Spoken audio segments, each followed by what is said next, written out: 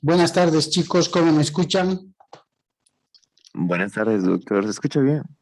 Muchas gracias. Les daremos un par de segundos a los compañeros para que puedan conectarse.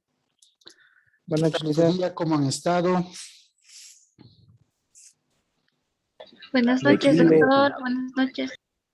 Hola, Janet. Buenas noches. ¿Cómo estás? Bien, No doctor. olviden, por Gracias. favor, chicos, registrarse en el chat, como ya saben.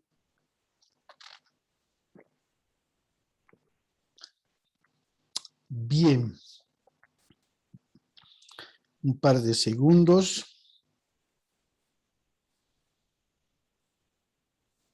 Para que empecemos.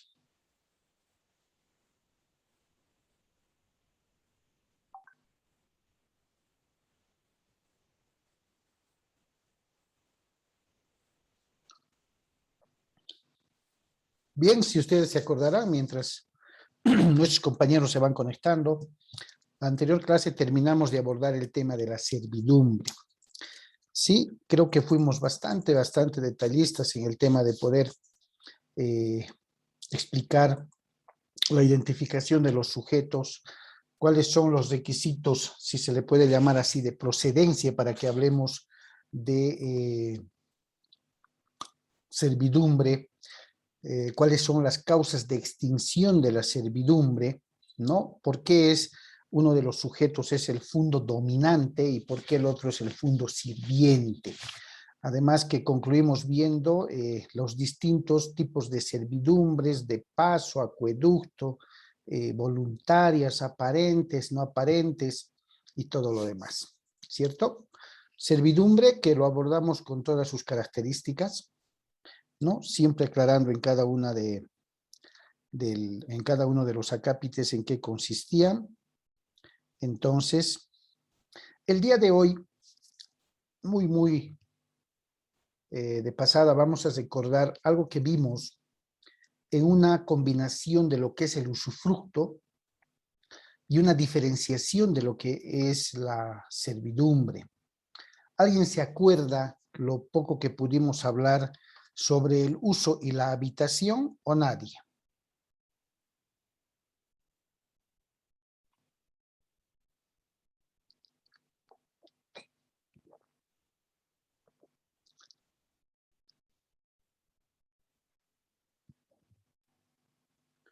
¿Nadie, chicos?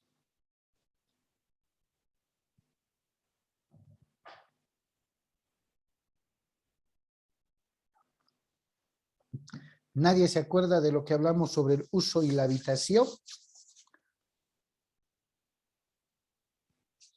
¿Quién podría hablarnos un poquito, mientras se van conectando todos, sobre el usufructo? ¿Qué recordamos sobre el usufructo?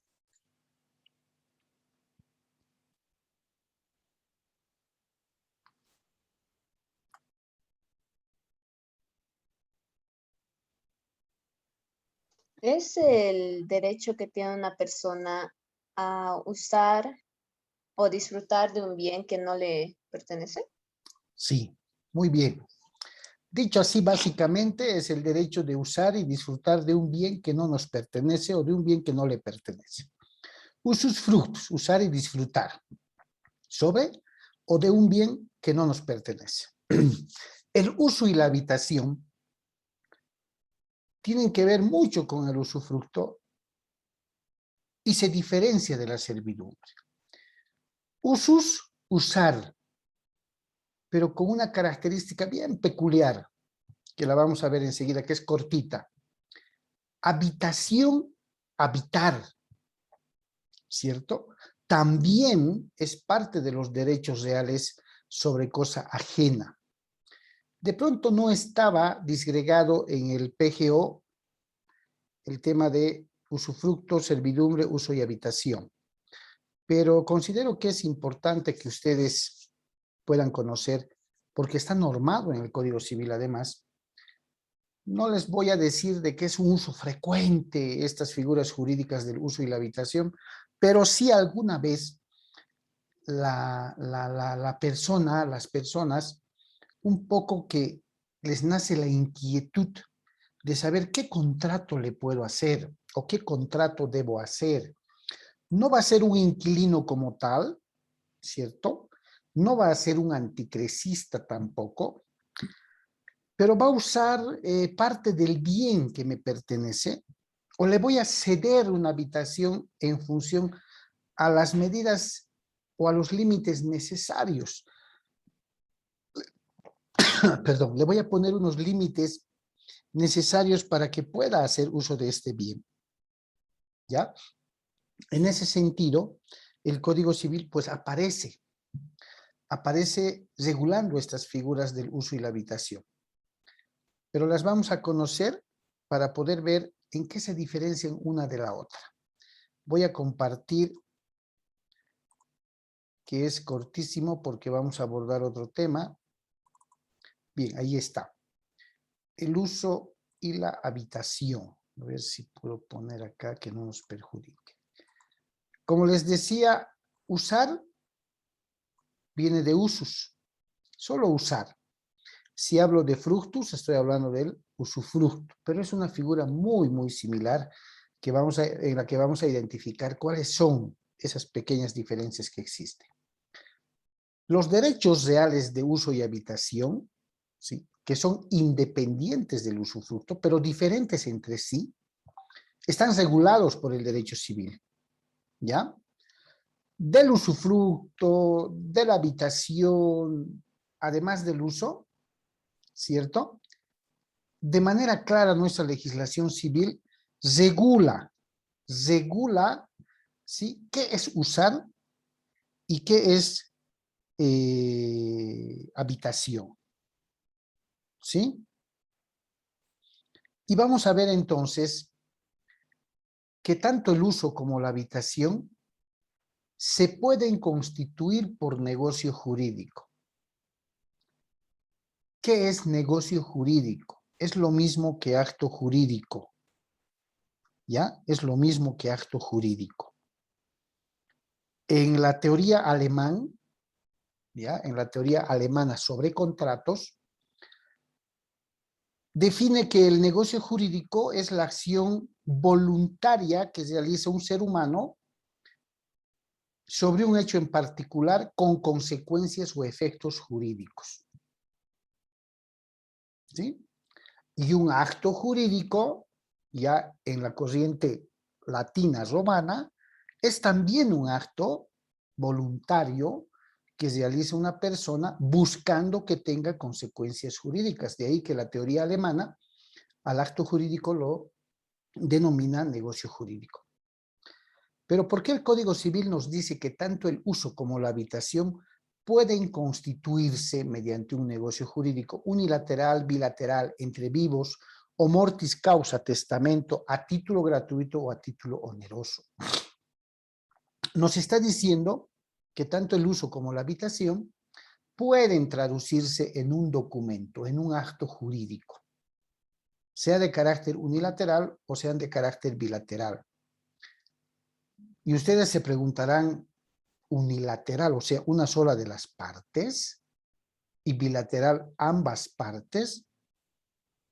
Y la correcta interpretación es que generalmente, esto lo van a ver en contratos, generalmente cuando una relación jurídica es unilateral, por lo general es a título gratuito. Ejemplo, la donación. En la donación, el donador dona, entrega, llámenle, obsequia un bien a la otra parte que se llama donatario. ¿Cierto? El donatario, el que recibe el bien, no paga un solo centavo, porque es una donación. Entonces, desde ya el contrato de donación se conoce también con el nombre de contrato unilateral, porque una sola de las partes es quien entrega un bien y la otra no entrega nada a cambio, ni dinero, ni contraprestación alguna. En cambio, un contrato, un acto jurídico, negocio jurídico bilateral, ¿sí? Por lo general es oneroso. ¿Por qué? Porque interviene un monto de dinero. ¿Cierto? Ejemplo dice compra-venta, claro. El vendedor va a entregar el bien. Y el comprador en contrapartida, ¿qué es lo que va a dar?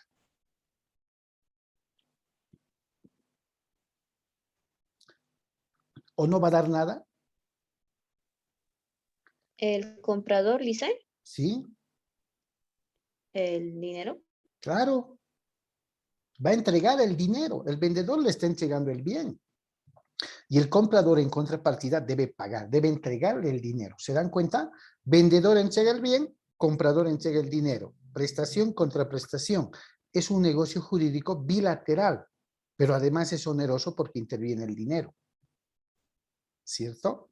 Pero veamos qué es el uso y qué es la habitación. Ahí está. Fíjense bien,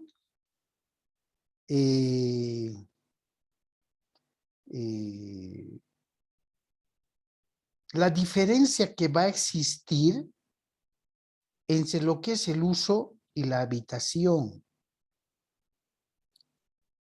¿Sí? Usar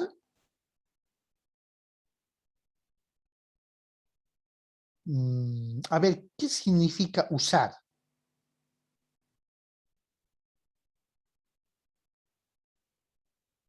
¿Qué significa usar? Sacar provecho de alguna cosa. Muy bien, muy bien. Esa palabra está muy bien. Sacar provecho de algo. El derecho de uso es un derecho real sobre cosa ajena. ¿Qué quiere decir? Le voy a sacar provecho a algo que no es mío, que me ha concedido el propietario de forma voluntaria y personal.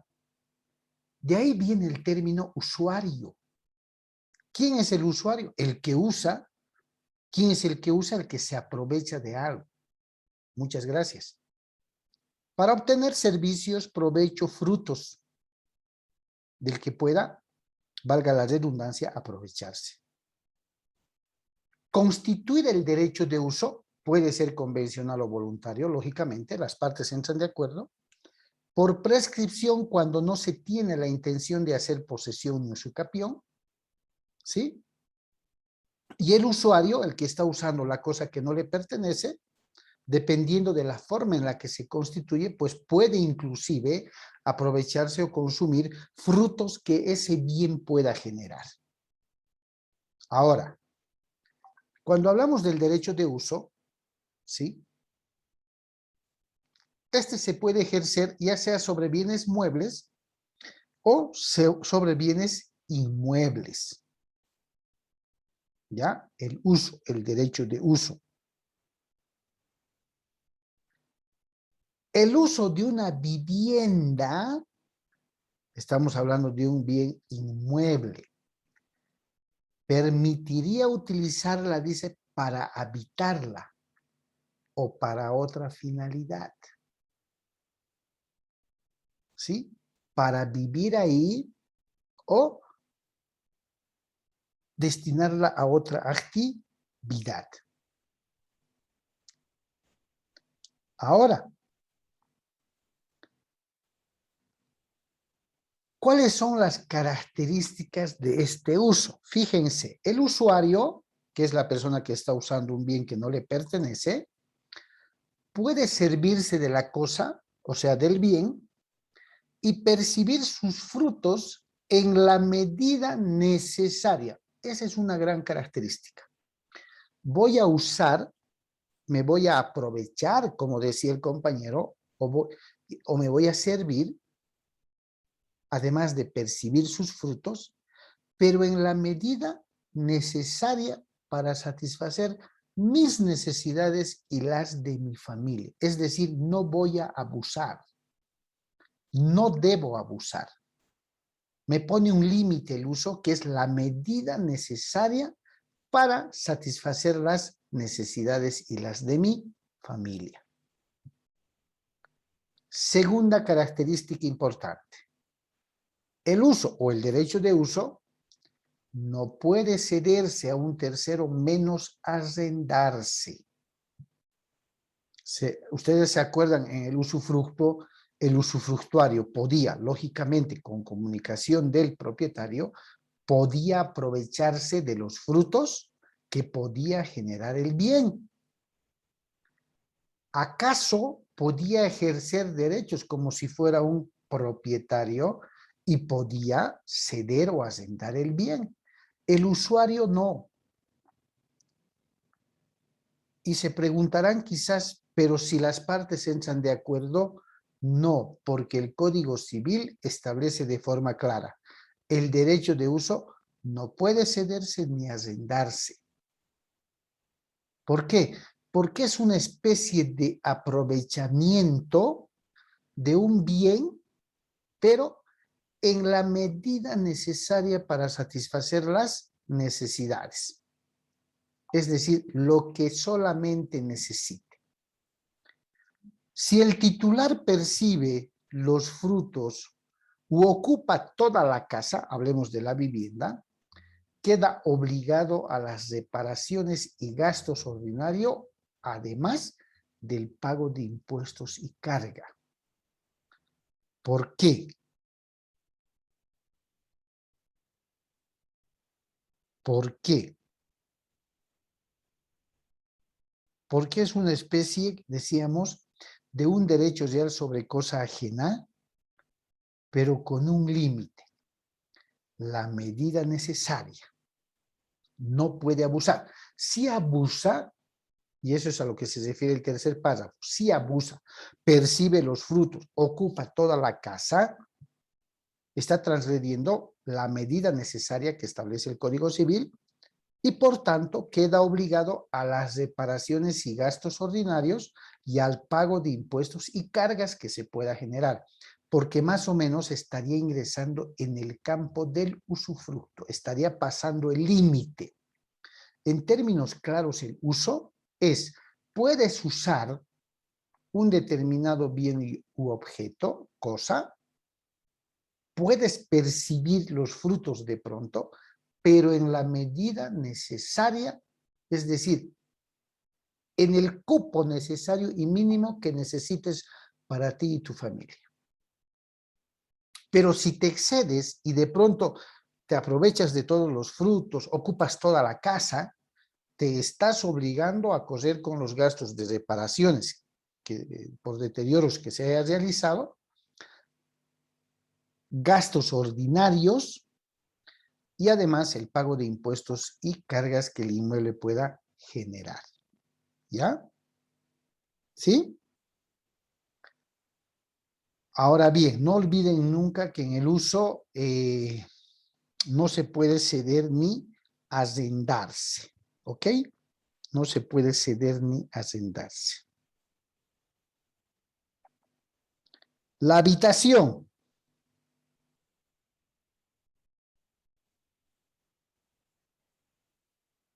¿Alguna pregunta sobre el uso, chicos?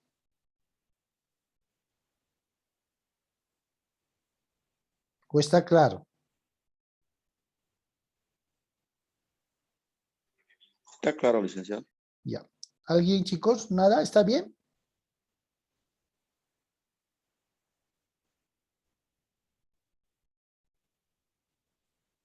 Bien. Habitación. El derecho de habitación, que también es un derecho real sobre cosa ajena. Tomemos en cuenta esto, chicos. Cuando hace unos segundos definimos, caracterizamos el derecho de uso, establecimos que si bien se pueden percibir los frutos del objeto, cosa o bien sobre el cual se está haciendo o del cual se está haciendo uso, este aprovechamiento tiene que ser en la medida necesaria para satisfacer las necesidades y las de su familia del usuario. ¿Ya? Hay una medida necesaria para satisfacer las necesidades del usuario y de su familia. Está hablando del usuario y de la familia. No puede cederse, no puede arrendarse. Perfecto. El derecho de habitación, ¿sí? Podría decirse que es lo sinónimo de destinar el bien o cosa como un alojamiento. Ahora, mi pregunta va a la clase. ¿Qué entendemos? Olvidémonos de derechos reales. De manera genérica, de manera general, el término alojamiento, ¿qué es? ¿Qué entendemos por alojamiento?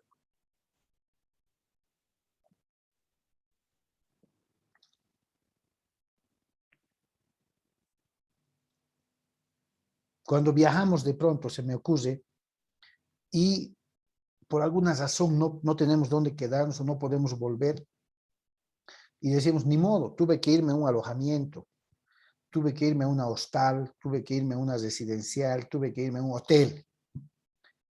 Pero todos estos lugares me alojaron.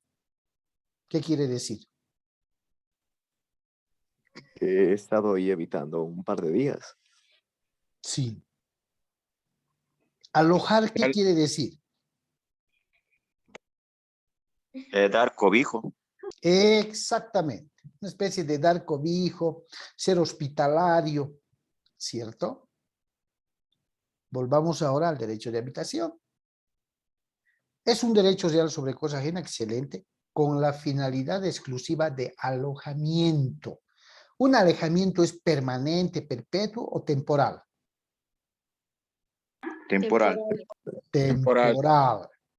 Temporal. Fíjense, con las mismas obligaciones y limitaciones que el usuario. ¿Sí? ¿Cuáles son las limitaciones del derecho de uso?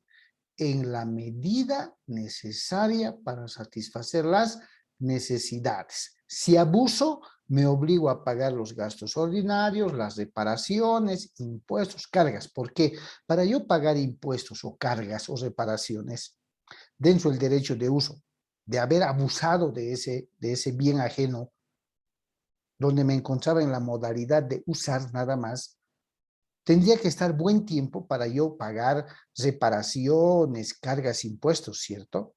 Y estos derechos de uso y habitación, el uso, la medida necesaria.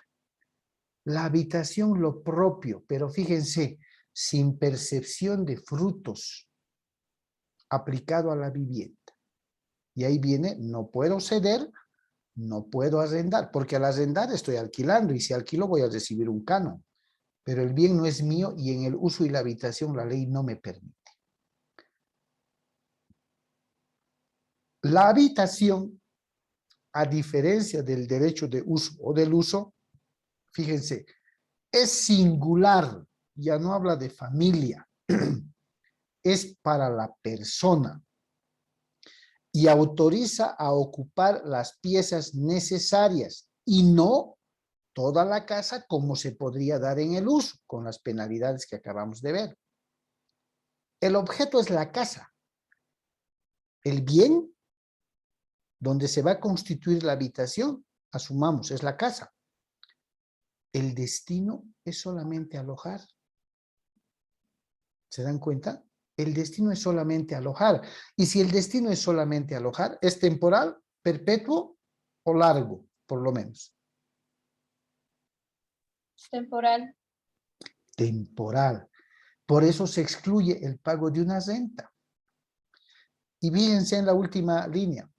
Son características del mismo la temporalidad, es temporal, gratuidad, no se cobra, e intransmisibilidad, tampoco se puede ceder, transmitir.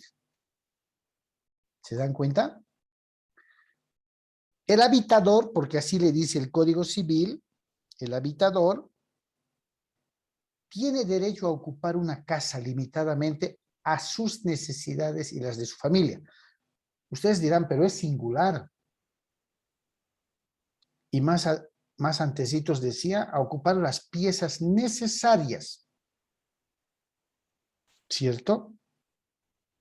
Pero no le da el derecho a aprovechar sus frutos. ¿Cuál es la palabra que nos aclara la idea? Es mucho más temporal que el uso, porque habla de alojar. Porque habla de alojar. ¿Ya? Entonces, estos dos derechos reales sobre cosa ajena, chicos, tiene que ver precisamente con la temporalidad. ¿Sí? Con la temporalidad. Entonces, no es muy frecuente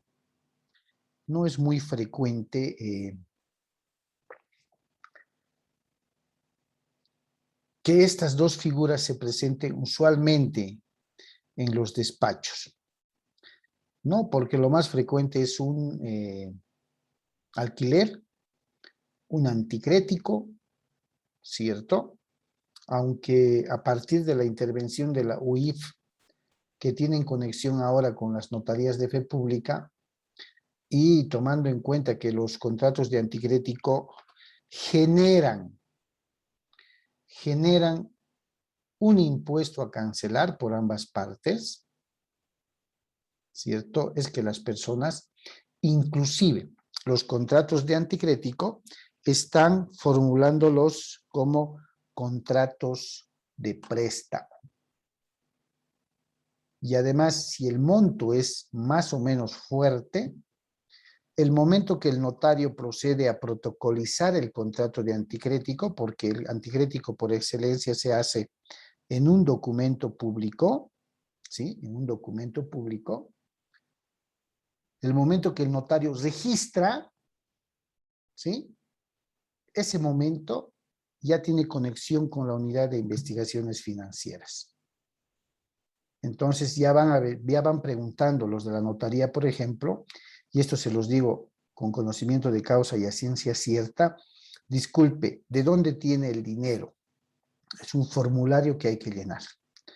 Entonces, los cuestionamientos son menores que respaldar, digamos, un préstamo de dinero, ¿cierto? Porque para los préstamos fuertes inclusive se hacen documentos de otros préstamos, como si el acreedor que está prestando también se hubiera prestado de otro lado, ¿no? Si es persona mayor, son los ahorros de toda mi vida. Ahora se está cuestionando todo eso, ¿sí? Ahora se está cuestionando todo eso. ¿Ok? Esas son las características que tienen que ver con el uso y la habitación. ¿Sí? Esas son las características. ¿Alguna preguntita?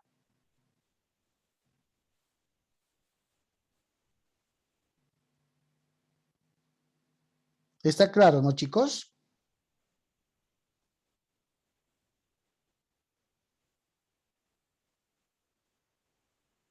Su silencio me dice que sí.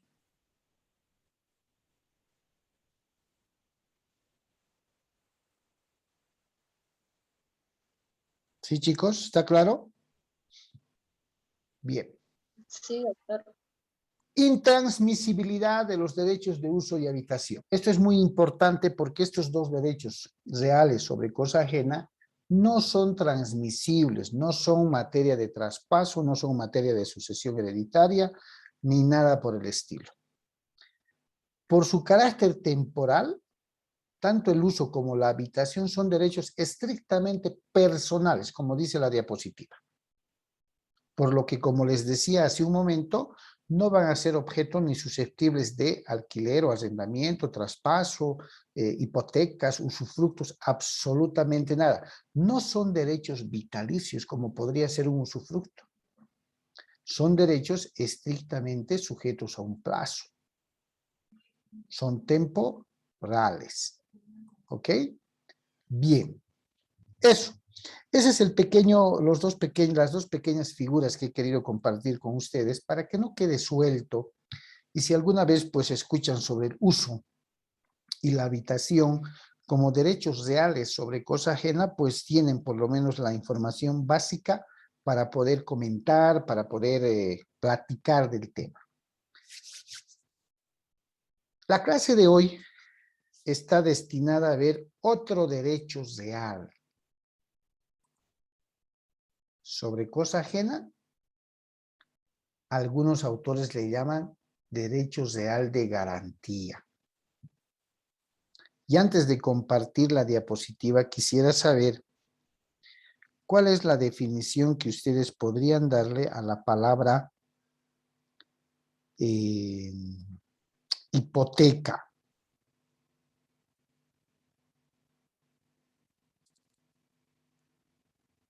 ¿Qué es hipoteca? Podría definirse como una prenda legal de garantía. Prenda legal de garantía. Ya, gracias. ¿Alguien más?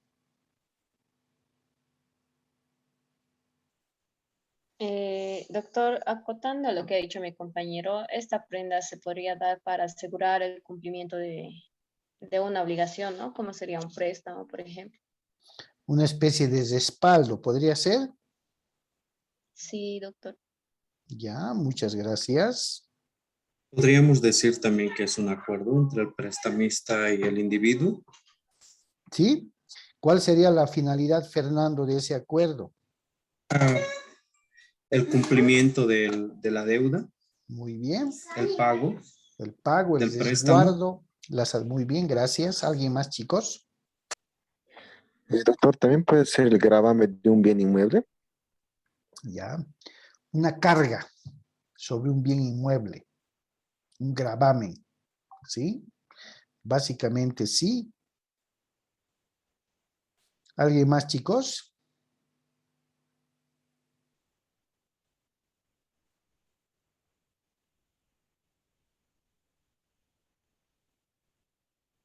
Nadie más. Bien. Hipoteca.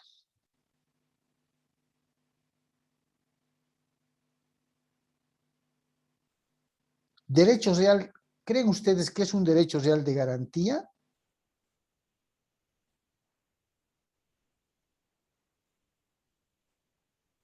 Sí, doctor. ¿De qué creen que es?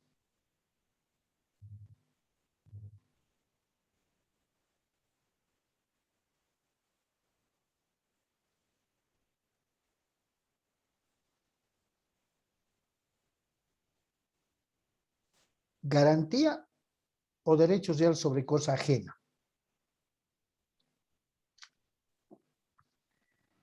De garantía, doctor. ¿Ya? ¿Alguien más? De garantía, doctor. De garantía. Porque respalda, como decía Fernando, como decía Silver, como decía Alejandra y como decían los otros compañeros. Respalda, garantiza, da certeza del cumplimiento de alguna obligación, ¿sí? Más o menos. Por ahí va la idea. Además, como decía el compañero, puede constituir, como decía, una carga, un gravamen sobre un determinado bien, ¿cierto? Cuyo objeto, ¿cuál va a ser? Como decía Fernando, garantizar el cumplimiento de una obligación. Veamos un preámbulo antes de que termine la primera sesión para que podamos entender qué es la hipoteca. A ver, voy a compartir el sonido del documental, son 4 minutos, si mal no recuerdo, sí. Atentos, por favor, en reconocer términos que se vayan a usar para poder entender cuando tengamos que usar nuestro material. Voy a silenciar mi micrófono para que ustedes escuchen. Así que comenzamos. Comencemos por conocer qué es el contrato de hipoteca. Pues bien, la hipoteca es un contrato accesorio mediante el cual se impone un gravamen a una propiedad para garantizar una obligación. El gravamen impuesto se considera un derecho real de garantía y, en consecuencia, cuenta con un derecho de preferencia en el pago de la obligación que garantiza. Ahora bien, de la definición nos pueden venir un cúmulo de dudas que podemos desglosar poco a poco. Comencemos por saber que la hipoteca es un contrato accesorio, es decir, requiere de otro acto jurídico para que pueda constituirse. Es decir, Al ser un contrato de garantía, debe existir la obligación a garantizar. El ejemplo más común de este tipo de contratos son las hipotecas que se constituyen cuando se adquiere una casa. En la compra de una casa, mediante lo que se conoce comúnmente como un crédito hipotecario, se realizan 3 actos jurídicos. El primero de ellos, la compra-venta de la casa, la cual la paga el banco o instituto de crédito correspondiente. El segundo acto jurídico es un contrato de mutuo o comúnmente conocido como préstamo y corresponde al préstamo que realiza el banco o instituto al comprador de la casa para poder pagarle al vendedor. Y finalmente, la garantía hipotecaria, es decir, como el banco o instituto te está realizando un préstamo, como garantía de que se le va a pagar dicho préstamo, se deja como garantía la propiedad comprada y todos estos 3 actos jurídicos quedan establecidos en una misma escritura pública. Ahora bien, respecto a los requisitos más relevantes en este contrato, tenemos la forma. Se establece que una hipoteca debe constituirse en escritura pública e inscribirse en el registro público para que la garantía sea efectiva y surta sus efectos de forma pública en contra de terceros, ya que de lo contrario es posible se limite el acceso a dicha garantía y se pueda perder la misma por quedar en una prelación común de créditos. Los bienes sobre los que se constituye una hipoteca, aunque principalmente se constituye sobre inmuebles, este contrato de garantía puede constituirse también sobre derechos reales. Es importante mencionar que los códigos establecen 2 tipos de constitución de una hipoteca, la voluntaria y la necesaria. La primera de ellas es, como el caso de la compra-venta, que las partes convienen en garantizar una obligación por medio de dicha figura de forma voluntaria, mientras que la hipoteca necesaria es aquella que puede exigir se constituya por ministerio de ley en favor de ciertos acreedores, como por ejemplo para garantizar el pago de alimentos. Ahora bien, el contrato de hipoteca no es común que se rescinda, ya que no existe un incumplimiento como tal en este contrato, sino que el incumplimiento se da en el contrato principal del que deviene la garantía, es decir, el incumplimiento de obligaciones se deriva del contrato principal y no así de la hipoteca, por lo que con la hipoteca se tiene lo que es su ejecución o extinción. La ejecución de la hipoteca se inicia en un proceso especial que hace que el acreedor pida se ejecute la garantía, pasando esta a remate público o que se le adjudique como su propiedad. Déjenme en los comentarios si les gustaría un video sobre la vía especial hipotecaria como juicio. Por otra parte, la extinción de la hipoteca se da cuando se extingue la obligación principal que garantiza, ya sea que se extinga por prescripción o por cumplimiento. Ahora bien, entrando al tema de la preferencia de la garantía hipotecaria frente a otros acreedores, se estima que la hipoteca es preferente. Sin embargo, tenemos algunas tesis que determinan que la hipoteca pierde preferencia frente a acreedores alimentarios, aunque hay criterios que determinan que si la hipoteca se constituye e inscribe en el registro público de forma previa, la hipoteca es preferente. Por otro lado, y respecto de los créditos laborales, siempre tendrá que velarse por los tiempos de cada crédito para determinar a cuál corresponde preferencia. Les dejo en la transcripción del video los enlaces a las tesis consultadas. Y bueno.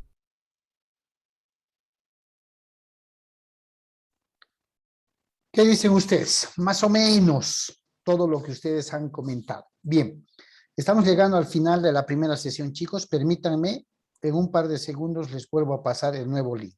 ¿Ok?